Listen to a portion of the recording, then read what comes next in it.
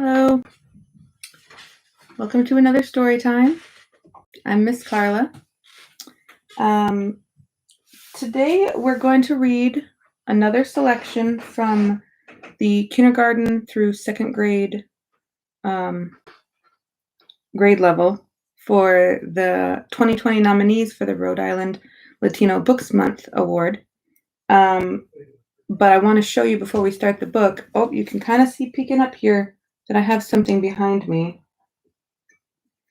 And, oh, do you know what it is? Have you seen one of these before? Maybe you've seen them in movies, or maybe you know someone who plays one, or maybe you play one yourself. It has buttons that go down here. It has something here to put your mouth on. It's called a trumpet. This one is silver colored. Did you know sometimes they're gold and sometimes they're silver? I'll talk a little bit more about this after we read the book, and I'll give you a little demonstration. Instead of a craft today, we're going to do this demonstration with the trumpet. So that's what we'll do at the end of our story. The book that we're going to read is called Luca's Bridge, El Puente de Luca, and the story is by Mariana Llanos, and illustrations are by Ana Lopez Real. And look at what he has and what he's playing. Looks similar, right?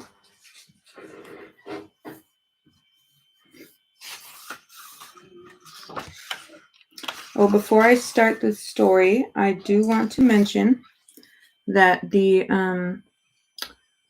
Rhode Island Latino Arts is Latino Books Month is a project of Rhode Island Latino Arts. And we want to thank the Rhode Island State Council on the Arts, the Providence Department of Art, Culture, and Tourism, and the Rhode Island Foundation for their support to RILA and the arts community.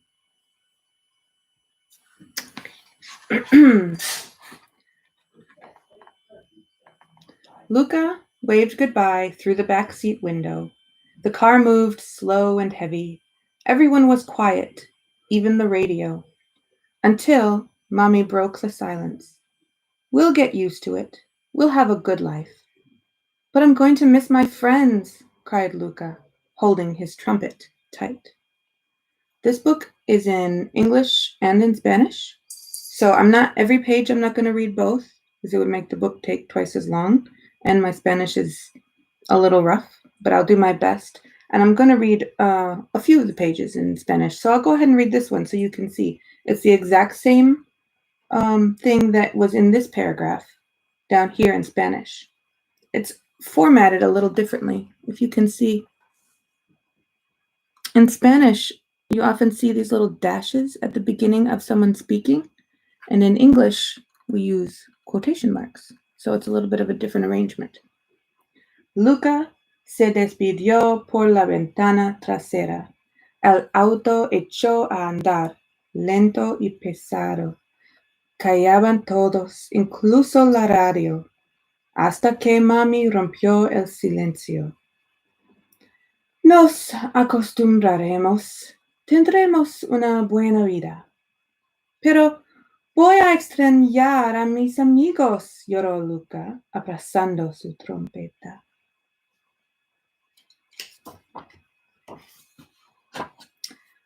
Mommy and I don't have the papers we need to stay here, Papi said, his voice shaking. We have to go back to Mexico if we want to stay together.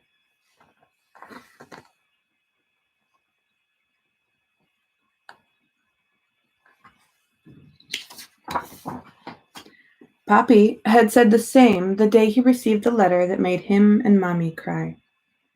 They don't want us here, yelled Luca's older brother, Paco.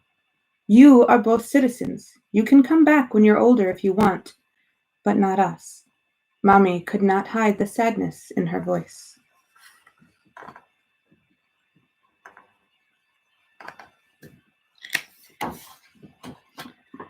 Do you think my friends will visit? Asked Luca. Mommy didn't answer. ¿Me visitarán mis amigos? Preguntó Luca. Mami no contestó.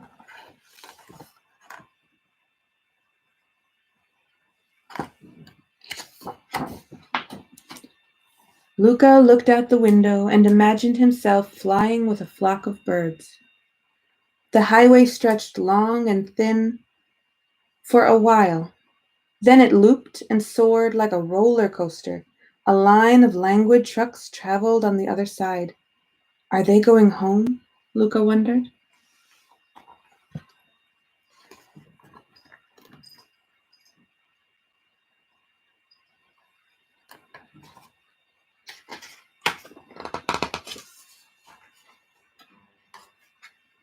This is it, Papi said, and he squeezed Mommy's hand. Luca felt their hearts were squeezing too. Luca could see a bridge in the distance. A cloud covered the sky. Everything had turned gray and scary, even the guards.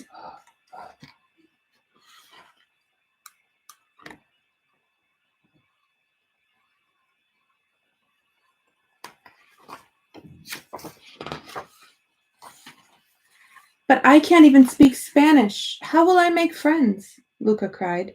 His tears slid down his cheeks and puddled on the shiny brass of his trumpet. Luca sobbed quietly until he ran out of tears.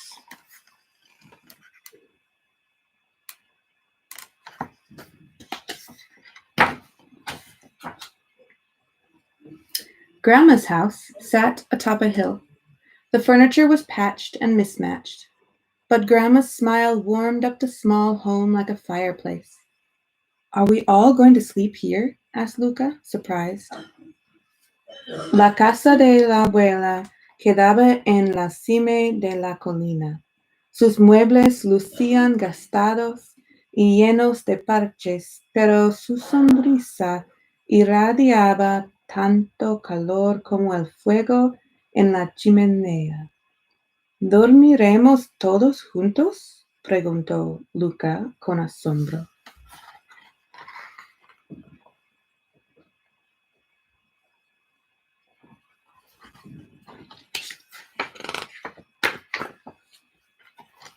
Papi nodded. I'll find a job. Hopefully soon you and Paco will have your own bedroom. At supper, Grandma said, donde come uno, comen dos. She served black beans and rice from a small pot. Where one eats, two can eat too, Mommy repeated, so Luca and Paco could understand. Grandma's pot must be magical to feed all of us with so little, Luca thought.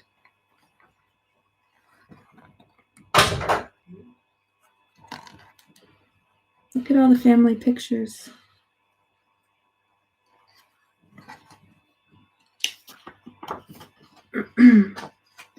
Luca opened a window and smelled the salty air. The streets narrowed and twisted like a ribbon. A tiny flycatcher perched on a power line like a lone musical note on a staff. The radio played the notes of an upbeat song. Luca had heard Mommy sing this song before. He tapped his fingers to the rhythm and glanced at his trumpet. He reached for it, but Mommy said, no music now, hijito. We've had a long day. It's time for bed.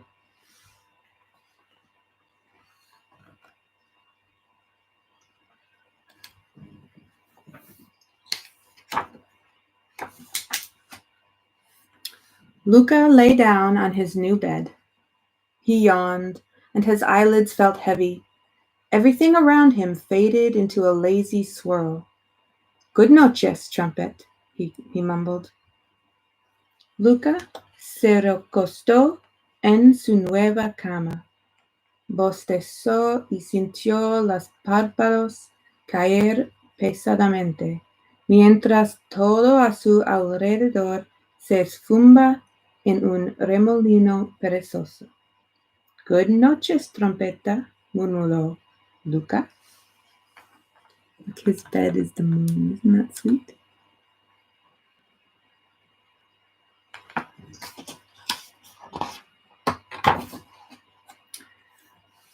Something cold and smooth poked his arm. He opened his eyes, astonished. It was his trumpet. He played a note, and his body began to float. Then another note, and another, until he was flying out the window and through town. And then the strangest thing happened.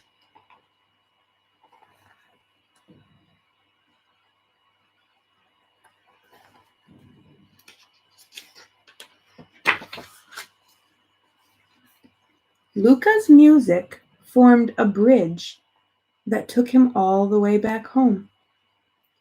La música de Luca formó un puente que lo llevó de regreso a casa.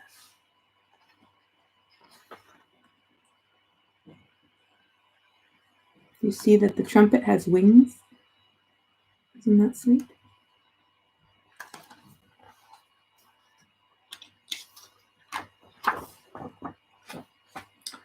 Poppy's ice cream truck was still parked on the street in front of their old apartment. Luca's climbing tree and his bicycle waited motionless, longing for adventure.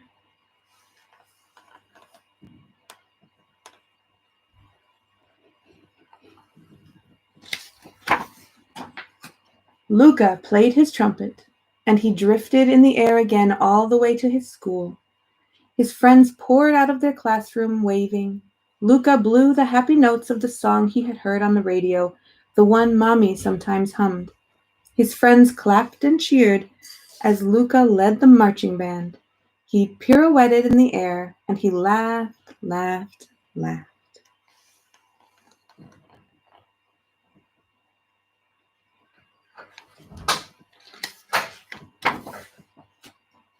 His laughter woke his family back in Grandma's house. Their puzzled eyes were fixed on him. "I just went home," he said, and told them about it. Then, through fits of laughter, he grabbed his trumpet and played it, just like in his dream. And because happy laughter is contagious, Paco started to laugh, and then Mommy and Papi and Grandma.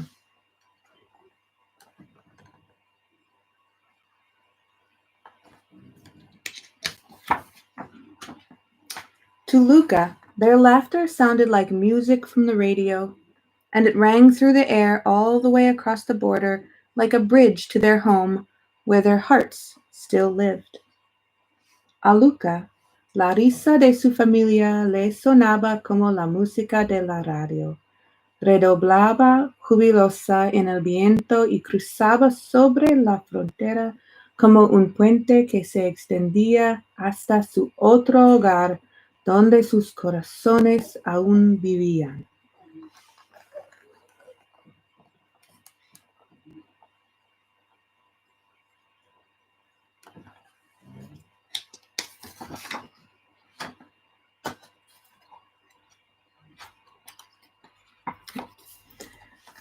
Their eyes sparkled, and for a moment their sadness seemed to fly away through the open window. Los ojos les brillaban, y por ese momento su tristeza salió volando por la ventana abierta.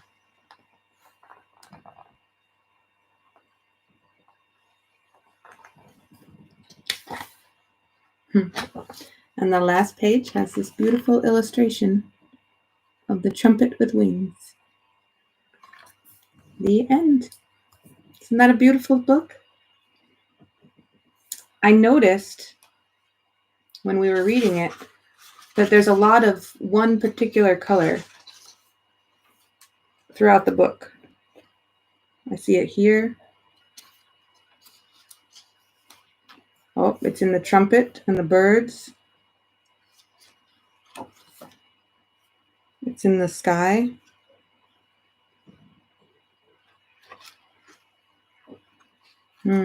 And the sad page, the page where he was especially sad, doesn't have any of that color.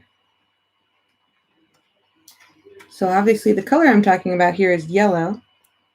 And I had a thought about it. I thought maybe yellow is a hopeful color, because Luca sees the birds and he hears the music and it makes him feel hopeful. So I just thought that was really pretty. All right. So now I'm going to show you this trumpet. Luca's trumpet was brass, a golden color. This one is silver, but they sound the same. The trumpet has some parts that I want to describe to you. I already mentioned this part. This is called the mouthpiece. And guess what? This part comes off. See? And you can buzz into this. But there's not a whole lot of different notes you can make with just that part. On the other end, do you know the name for this part? If you hold it like this and you imagine it swinging back and forth, it might give you a hint. This is called the bell of the trumpet. That's where most of the sound comes out. And then we have the valves. These buttons are at the top of the valves. These whole things are valves. And there's little pistons inside that go up and down when you push the button, and it makes the air go through these different tubes. And that's how the pitch is changed, how it gets higher and lower for a song. What else? Is there anything else important to mention? This part here, it slides back and forth. You can see how this bit of the metal is more like less shiny. That's because that slides inside this tube. But I'm not going to adjust it because it will change the pitch, and I don't want to make it sound any wonkier than it already will with my attempt to play it. Oh, this is kind of funny. As you can imagine, when you blow into this end a lot, sometimes you get spit in there. This is called a spit valve.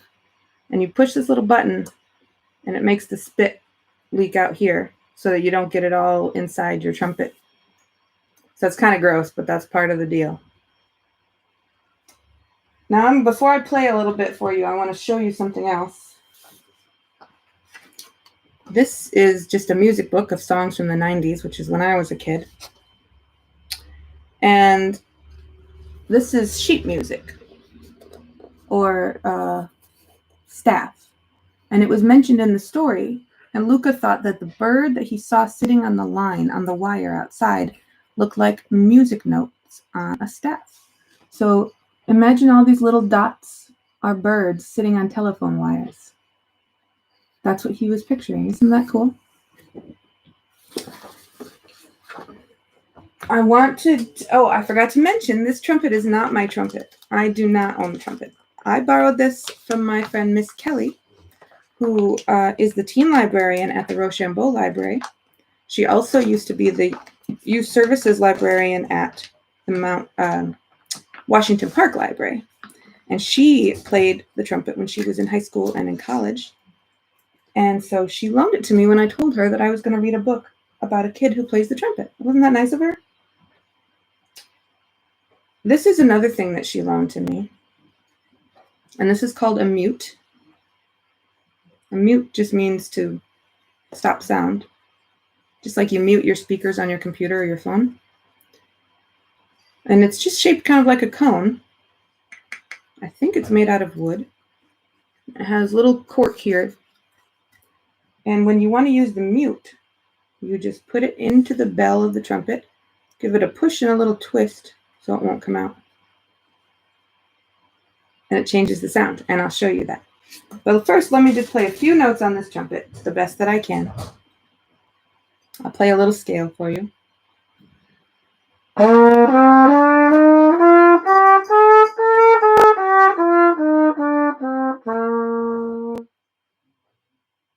It's okay. So that's something you would play just to warm up, to practice, to get ready to play a song.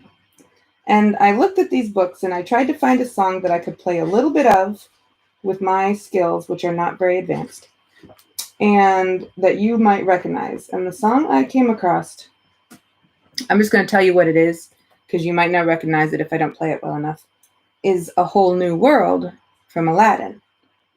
So I'm going to play just a little bit of the beginning and maybe you'll recognize it.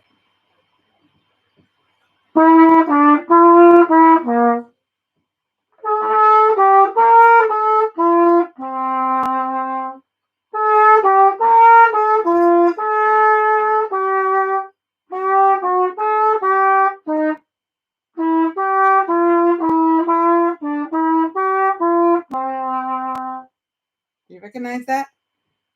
can show you the world. I did play the trumpet when I was in 6th grade, which was about 25 years ago. And then after that, I played an instrument called a euphonium, which is kind of like it looks like a tuba, but it's smaller. It's only about this tall and sits in your lap. And it's very similar to this. It uses a mouthpiece and it has a bell, but you have to make your lips a lot tighter for this than you do for that. And so I'm not nearly as good on the trumpet. If you put the mute in, this is called, Miss Kelly told me, I believe it's called a straight mute. There are different kinds. This is a straight mute. If you put this in, it makes the sound way different. Check it out.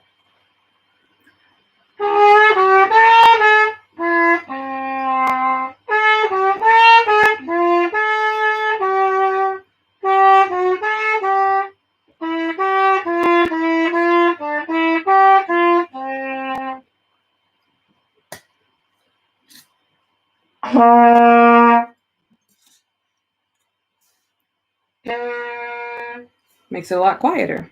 Doesn't cut the sound all the way off like hitting mute on the computer does, but it makes it much quieter. So if you had neighbors, they might appreciate it if you used a mute when playing.